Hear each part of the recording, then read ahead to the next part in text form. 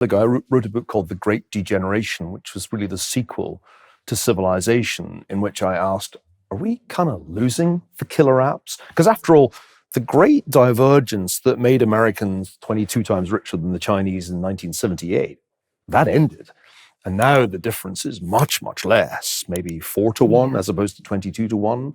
It could even be less than that, depending how you measure it. So in our lifetimes, a great convergence or reconvergence happened as China and then India, the two most populous countries, downloaded at least some of the killer apps, achieved industrial revolutions, and began to catch up. Now, one explanation for this is just, well, they downloaded them. Of course they're going to catch up.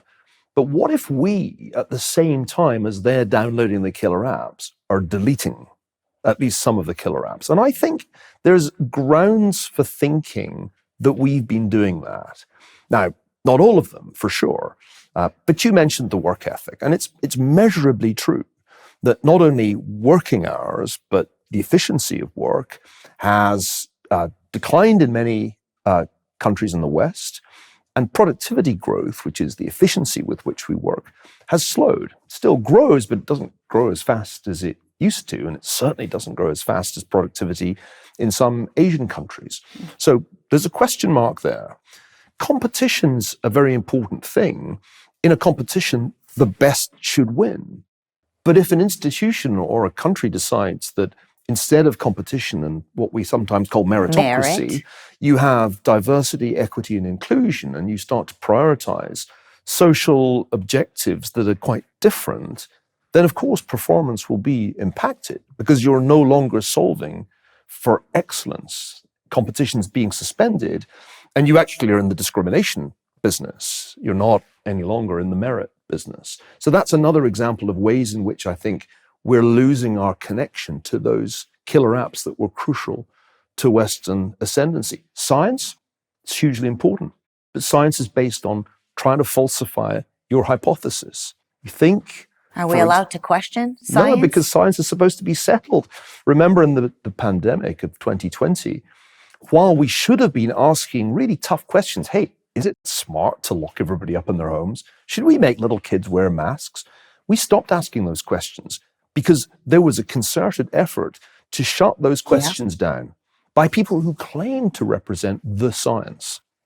And that should have made us all very, very suspicious because science is not settled, and it's certainly not settled inside a few months.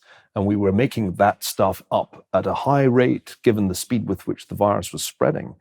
True science is constantly questioning whatever the hypothesis is, and there is no settlement.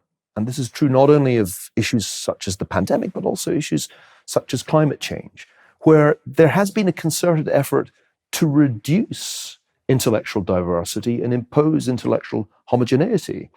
If we go back to a world in which certain ideas are prohibited, it doesn't need to be by the church, which is how it used to be. Pre-1600, Europeans weren't allowed to think freely. British people couldn't think freely. There were a whole range of things you couldn't say, and if you said them, you risked being burnt at the stake.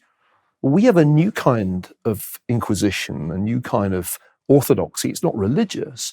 It comes from a supposedly secular liberal side in which the orthodoxy has to be imposed, not by burning people at the stake, but just by cancelling them. Or destroying their businesses. Or destroying their reputations, which is effectively the same thing for academics. So this is a very good sign that we're moving away from what made the West distinctive and lapsing back into what the West was before, pre-1600, when actually we were really no different from anywhere else. It's actually a pretty scary sign. In your other book, The Great Degeneration, the one you wrote in 2012, you talk about all kinds of signs, negative signs of possible decline of the West. And aside from deleting the killer apps, you give the examples of the family as an institution, religion as an institution, all of these things that we're seeing our culture is taking a back to. So maybe explain some of those, and how do we get out of this, Professor? Can we get out of this, Professor? Well, I started... Tell us what to go at least and save. Right? Let's pay attention to what we need to save, because we, the people, that's the amazing thing about Americans. We, the people, are ready. we are ready to save what needs to be saved. And so maybe if you can give me a description of what we should pay attention to, we will go after it, and we want to save our country. I mean, I'm sure you've been noticing that in the last few months. I have, not just the last few months. For years, I and others have worried about what I called the Great Degeneration. I can remember having conversations with Charles Murray about this when he was writing Coming Apart, and my version was The Great Degeneration, which argued that there are 4 signs that things are not well with the United States. Number one, we were breaking the contract between the generations through public financial policies that were creating a vast and unsustainable debt. Now, that's even more true today than it was when I wrote that 12 years ago. That problem's only got worse. Second thing I observed was the degeneration of the way we run our economy, with the rise of incredibly complex regulation that almost nobody can understand. That seemed to me to be another sign of degeneration. And that's only got worse. Unbelievably, the Biden administration managed to produce even more regulation than the Obama administration, which I must say I didn't think was possible, but they did it. Third thing that troubled me was the sense that the rule of law was degenerating into the rule of lawyers. And more ordinary people feel alienated from the legal system. And recent events have only made that more apparent, the sense that the legal system, in fact, has become a political weapon, and that lawfare was intended to destroy Donald Trump personally and politically. And the final point I made, which is highly relevant to PragerU, was that we had a degeneration in our associational and educational life.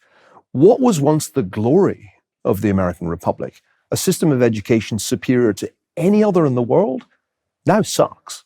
It's now quite markedly worse than the educational systems in other countries. And we can see that in teenage scores in the PISA tests. Why is that?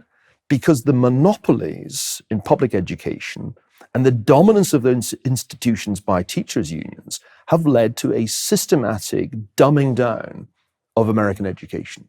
This is the thing that probably worries me the most as an educator, to witness the decline of American education and to see it accelerating so that standards in mathematics in California just keep going down is, to me, deeply troubling. So those are 4 ways in which it's clear that the United States has been degenerating.